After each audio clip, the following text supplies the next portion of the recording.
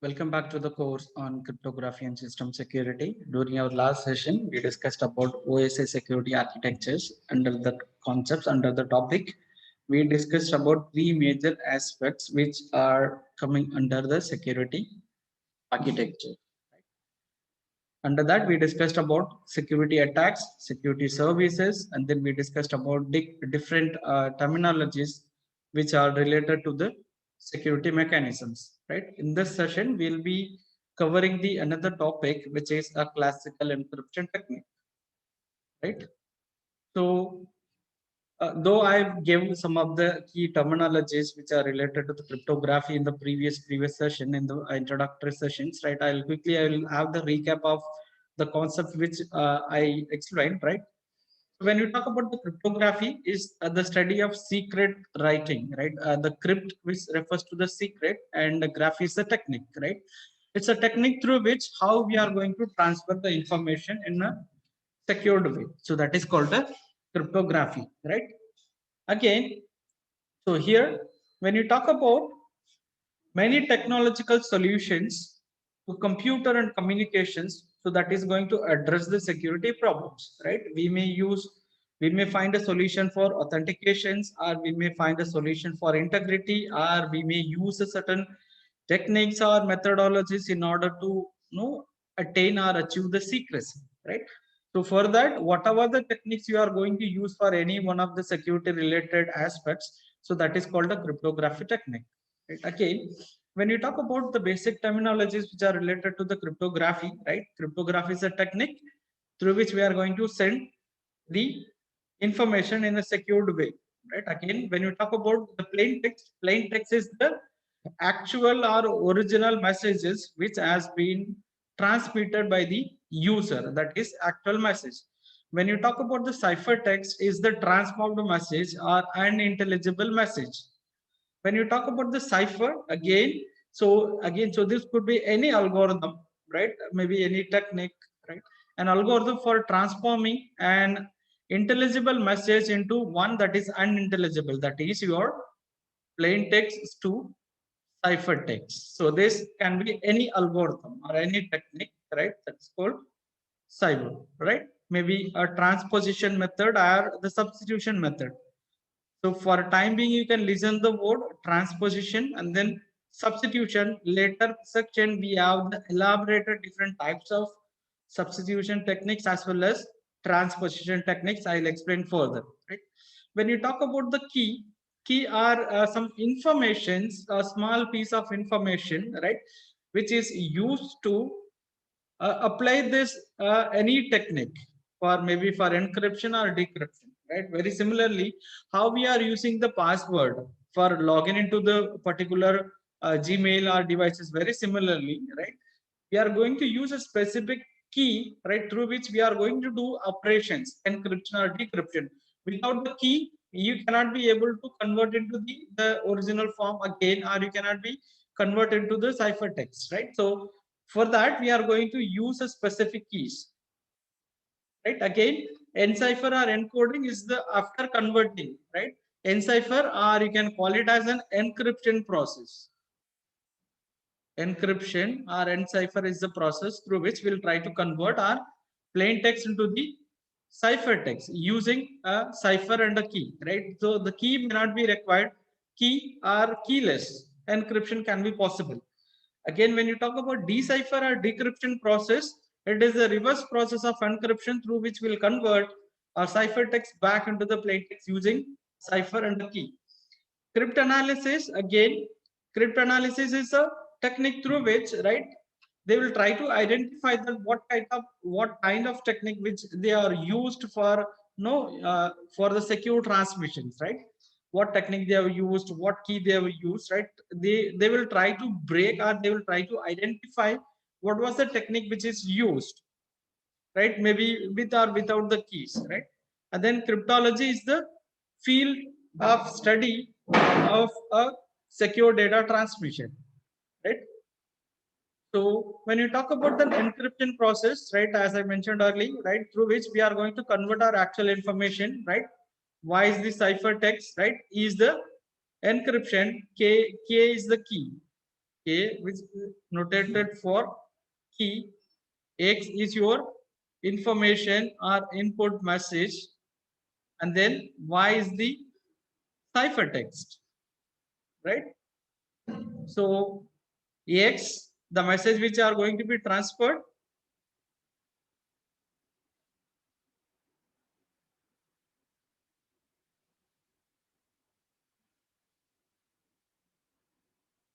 plain text, right? Which will be applied to the encryption function, right? Encryption key is K and followed by the X, right? So that will produce ciphertext Y,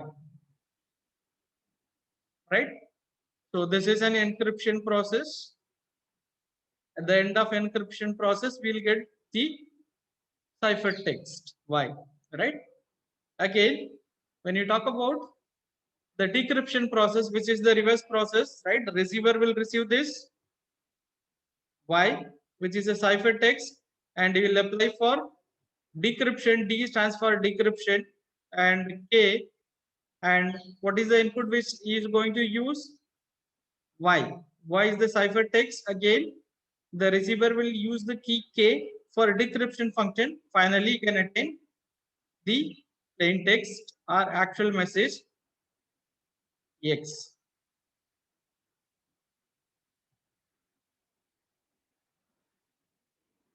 Right? So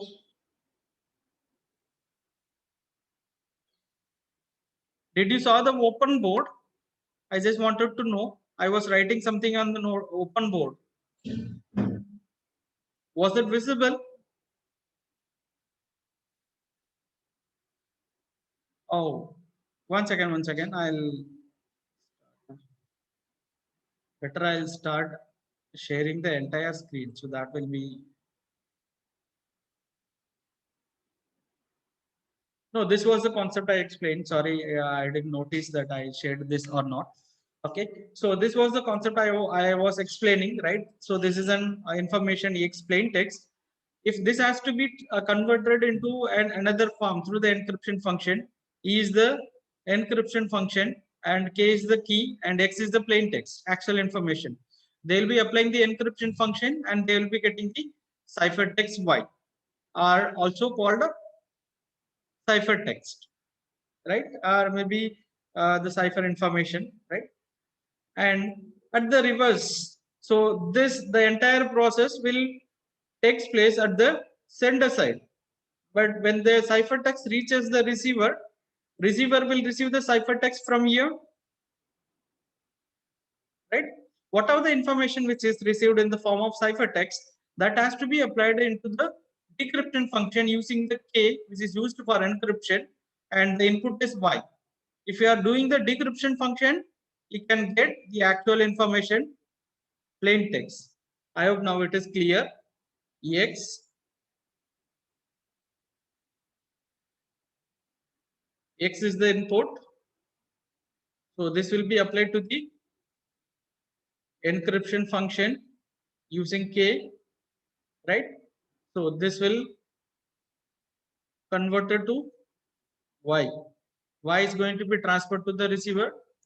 Receiver will receive Y, and Y you will use decryption function using K. Then it will be converted as X. Alex, I could say that here it is X. So this is the encrypted form or the ciphertext. Right? I hope this is clear for you. If is there any queries, then you can write in the chat box. Otherwise, I'll move the further concepts.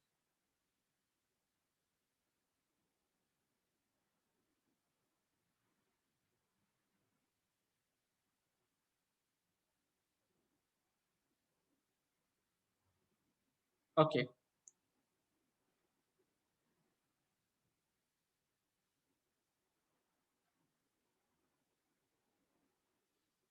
Okay. Again, so these are similar to the previous slide, right? Again, the same concept only I explained with the diagrams, right? If this is the plain text, right? Again, encryption algorithm. It can be any AES algorithm or DES algorithm, so that we will discuss in the later units, right? And this is, if this is the plain text which is going to be converted into ciphertext, where we need to use an encryption function again. So this encryption can be done with the help of the key, and so this is our ciphertext. Now the ciphertext will be transferred to the receiver. Receiver will use the key, and then he will do the decryption process, right? Again, so when we talk about how the transmission or how the transmitting information is more secure, there are different parameters through which security can be measured. Depends upon your plain text size, the amount of information which we are going to secure, and then key size. If the key is high or if the key is larger in size, right, automatically the security will increase.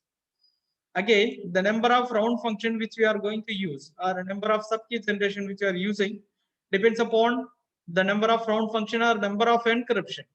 If you wanted to secure more, you can use double encryption and then triple encryption. Double encryption means where, very similar to this encryption process, you will add one more block here, and then for this encryption you will use K1 key.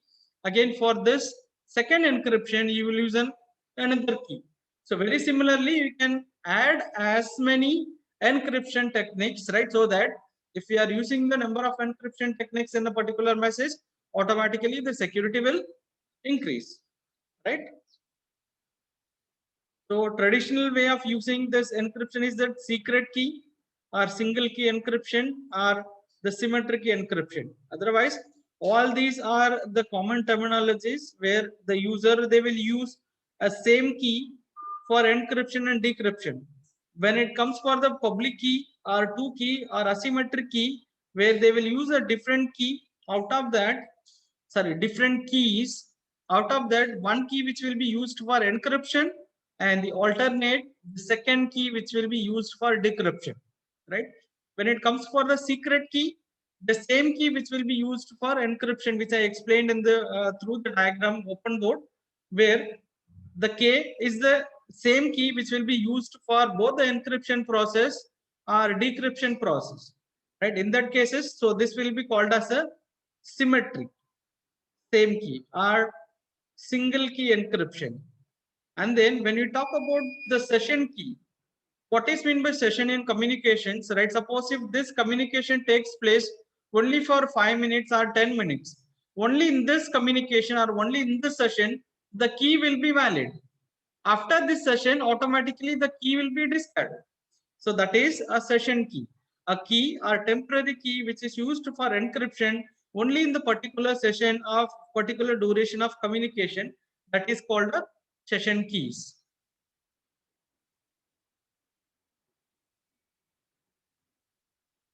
Right? Again, so the detailed encryption, again, when we talk about the cryptanalysis, so here input message X and ciphertext with the help of the key, right? So how the key, the question is that suppose if both the sender and receiver, they are going to use the same key K, here also K is going to for use for encryption, here also the K is going to use for decryption. Now the question is that what will happen suppose if the attacker gets the key when you are transmitting, how securely you are going to share the key, right? Are you getting my point? Suppose if you are going to use a symmetric encryption, in that cases, same key which will be used for both the encryption as well as decryption.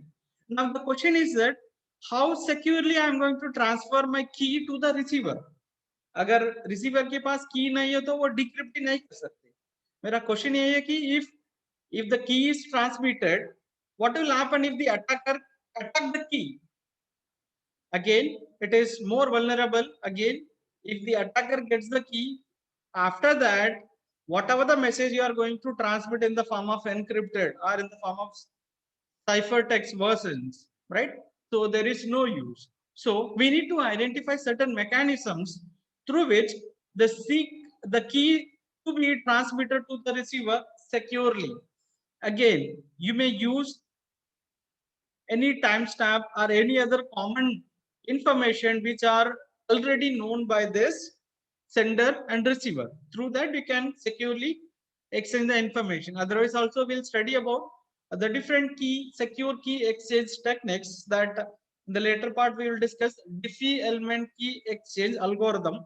For time being, we can listen the technique. The name of the technique is that Diffie-Hellman key exchange algorithm, through which, right, which enables the users can securely transfer the keys among, right. So this is how, again, the cryptanalysis, you will try to identify what is ciphertext, what are the different combinations, right. What this cryptanalysis they will do, right. So they will try to identify the different possibilities. I think you might have heard about the brute force attack. What is meant by this brute force attack? The attacker or the cryptanalyst, he or she will try the different combinations through which, right, they will try to break the key or they will try to break the security, right. So for that, they may use, they may try manually, or they will generate a protocol, they will generate an algorithm. This algorithm will be strong enough to no randomly generate a password or randomly generate the key, so that is going to be compared with the ciphertext. Finally it is going to break, right. If you have attended the password breaking technique when I was conducting the value added courses for the password, I mean, f crack zip, that I have demonstrated.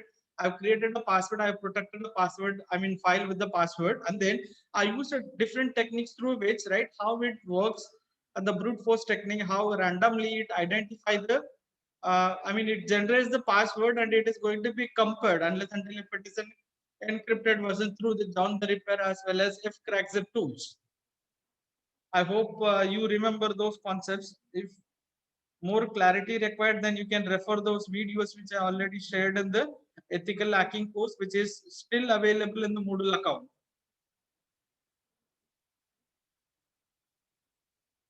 Is it clear now? Okay, further. So again, the same terminologies which I explained, right? Again, I don't want to repeat it again. Like I was explaining about the brute force attack, right? Where depends upon the key size, right? The attacker, no, the cryptanalyst, he will try all the combinations, right? The amount of time which is required. Suppose if your key size is 32, right? So you may try that 2 power 32 combinations, right? Which may require, right? Depends upon your algorithms, right? It may require 35.8 minutes. And suppose it depends upon your keys, as I was explaining about, there are certain factors which increases your security. If the key size is increasing 56, again you make here that it is almost 10 hours, depends upon the decryption, one decryption for microseconds, right. Again, time required at 10 power 6 decryption for microseconds, right. If the key sizes increases, automatically the combinations where you can, the user needs to try, or the algorithm or the password breaking algorithm needs to try, which is sometimes it may requires a year to complete or to calculate the key, right. So it is always advisable to, whenever if you are developing any protocols or any algorithm for security purpose, make sure that you have the sufficient the size of key that should be, large enough so that the attacker will not get a chance to easily break your passwords, right. So is there any query with the related to the basic concept which are the basic terminologies which are related to the cryptography? Yes, it depends. So there are chances that Sahita, there are chances that attacker he may get in the first attempt itself, you may get the correct password. But it is always suggested that you supposed to select a password in a such a way that, right, your password should not be any weak combinations, right. Normally what we people we used to do is that we will keep a password, right, where no, which is for our easy recognition, we will not try any combinations, right. We will keep the password as our beloved ones, or maybe the favorite actors or favorite players or heroines, maybe the role model, or no, our fiancees, our father, dad, and by the combination of any, maybe the date of birth, maybe your vehicle number. So So we'll keep all these combinations. The person or the people who little close to you, and they may guess that what could be your password. So always the strong password algorithm which recommends you to select a password which is the combination of different categories like capital letters, small letters, and then special characters, numbers, and that should not be less than 8 characters, right? If your password is more in length, automatically the no decrypting or no breaking the password, which is little difficult. I won't say it cannot be breaked, it cannot be secured, right? Sorry, it cannot be compromised. That is not possible. It depends upon the attacker intelligence as well as what type of software or tool they are using for breaking the password as well as security. It is completely depends upon the intelligence of the attacker. I hope I've answered your query, Saista. If not satisfied, I can explain more.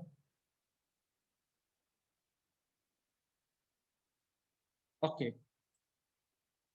So if is there any queries related to the fundamental concept which I explained related to the cryptography techniques? Okay, the next important topic I'm going to cover is that the classical encryption techniques. So under this topic, we are going to study about a few of the techniques, right, which was used for encryption process, right? Classical encryption techniques, right? The first one is that substitution technique. When you talk about a substitution technique, once again, right? I wanted to explain about the substitution as well as transposition technique, little elaborate.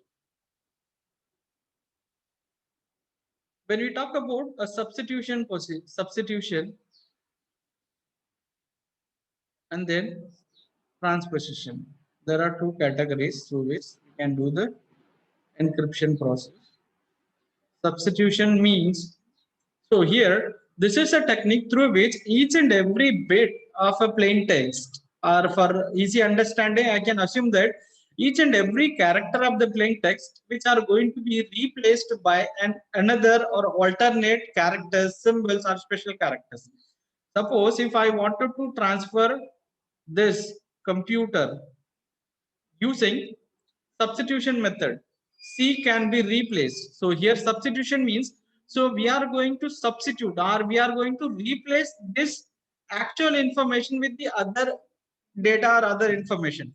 Now C can be replaced by R, and then O can be replaced by Z, and then M can be replaced by A, and then P can be replaced by again maybe B, again U can be replaced by S, and then T can be replaced by C, and then R can be replaced by D.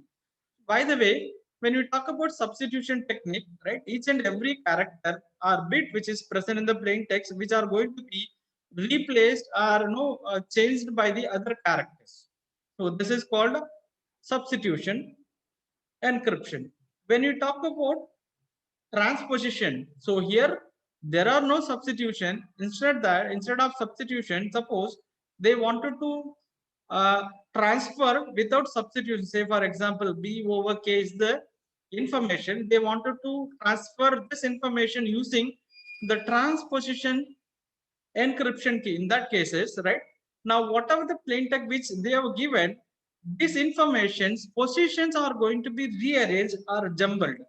Instead of books, so they may shuffle this into OOKB, or they may send BOOB or OBOK.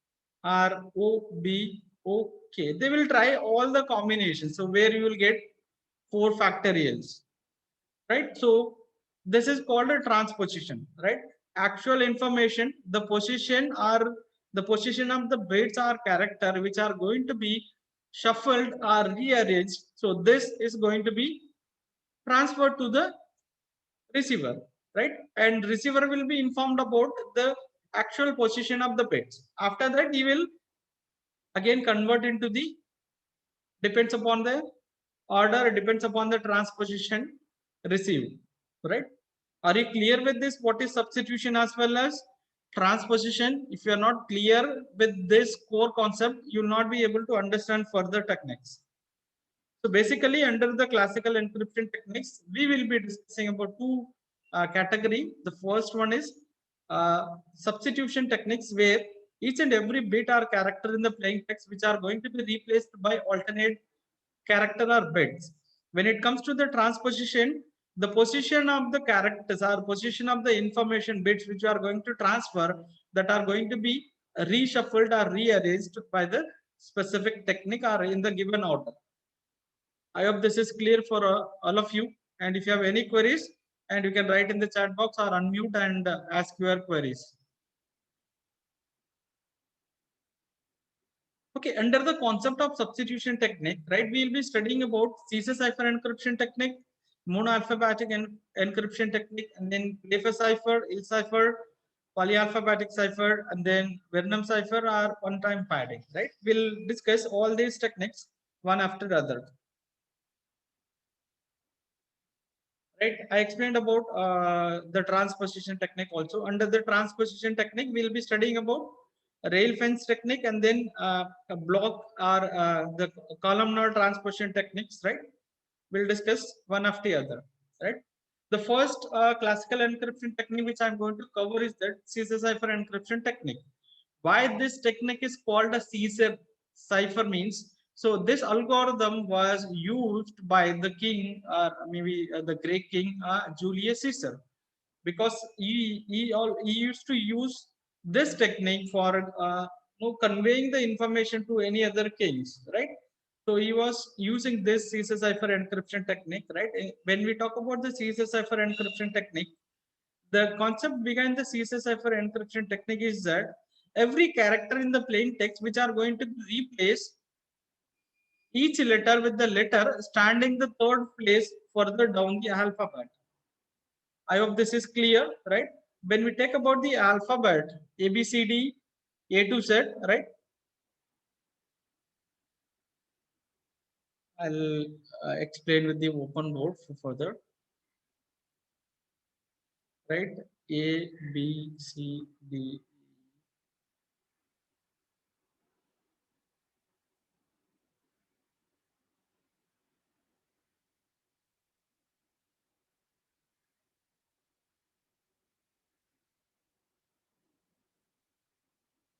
Right? When we talk about Caesar cipher encryption technique, right? Whatever the information which they are going to transfer, right? The characters which are going to be replaced by the next third letter, right? So suppose if I wanted to transfer this allo using the classical encryption technique, using the Caesar cipher, the plain text which will be the formalized, sorry, once again, I'll just take the eraser part. I'll take part. Cipher text which will be plain text plus the third letter. Suppose if I wanted to transfer this hello, right? Hello, H is here and its third letter. 1, 2, 3. So H has to be replaced by K. Again, for E, 1, 2, 3. E will be replaced by H. And L, 1, 2, 3. So L will be replaced by O. Again, L will be replaced by O. And then when you talk about O, 1, 2, 3. O will be replaced by R. Now, I have a question. Suppose if my plain text as zebra, so what is the letter to be replaced for Z? Anyone can write in the chat box. Good. So, thank you, Alia. So, it's the correct answer, but yes. How this means, right? Whatever the information which we are going to transfer, which are no cyclic mod 26. If there are 26 alphabets, so we are going to use a cycle. If it is the plain text is the last letter, and then we are going to start from the beginning, 1, 2, 3. Right? It is clear, right?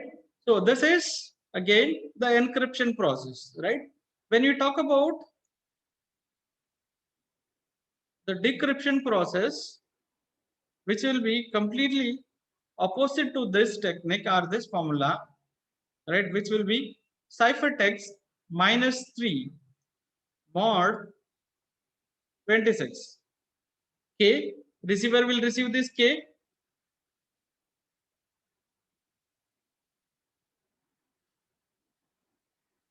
KHOOR. What is the formula again? Ciphertext. So if this is the ciphertext minus 3, when it comes for K, it's third previous letter 1, 2, 3. Again, when it comes as H, 1, 2, 3. Right? So this is how the encryption as well as decryption takes place when it comes as a Caesar cipher encryption technique. Right? So this is what the plain text meet me after the toga party. And so this can be converted into ciphertext, right? M N O P is the third letter is P, and then E's third letter is H H and W, right? So I hope this is clear. Again, for A should be replaced by D, B, C, D, right?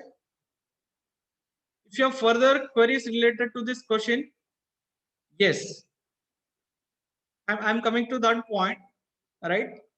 Sheikh Ahmad, I'm coming to that point.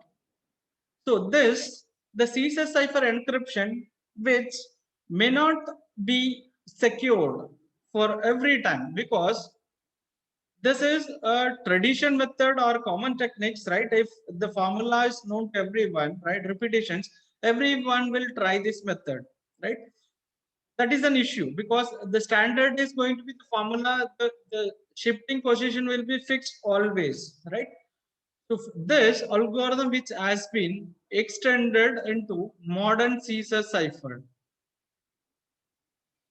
So in that, to overcome the drawback of the fixed position, right? They redefine the formula which is plain text equal to, sorry, all cipher text equal to plain text plus K. So initially in the previous explanation I was explained, I used the standard shifting position, which was 3. Now they can define or they can use any shifting position where K is ranged from 1 to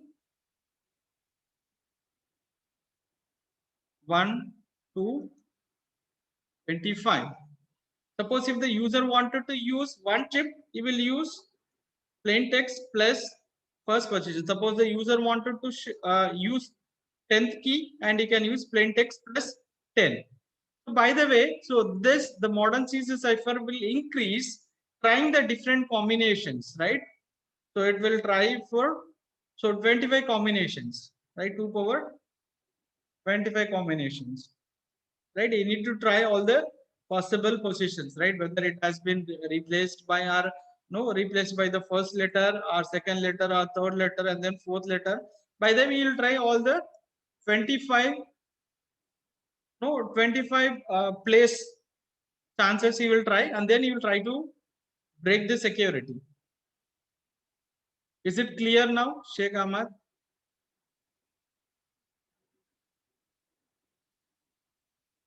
Right. So I explained about the Caesar cipher encryption technique as well as the modern Caesar cipher encryption technique.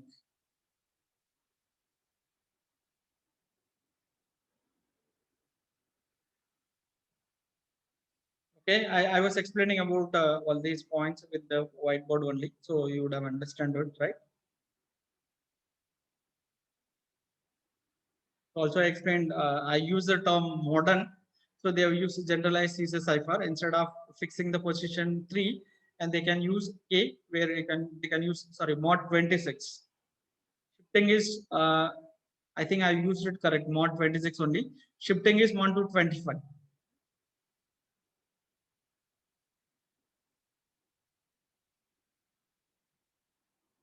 Okay, again, I was explaining about the combinations, right? There are only 25 keys to try, right? You will try to find out the first shifting and then second character shifting, third character shifting, and then fourth character shifting.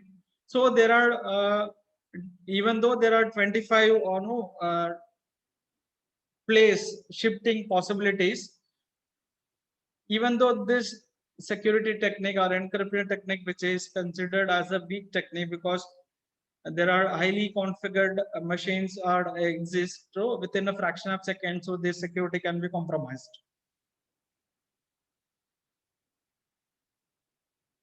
Okay, so if any queries, you can write it here, or you can ask.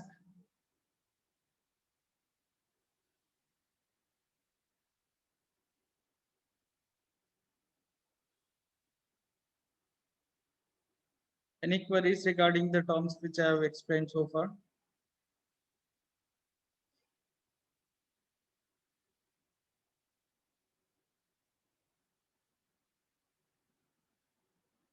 Okay, the next technique, I don't know whether I can cover it completely. There are only 2 minutes left. I may require again further explanation, so that what I think is I can stop now. So we may continue with in the next session.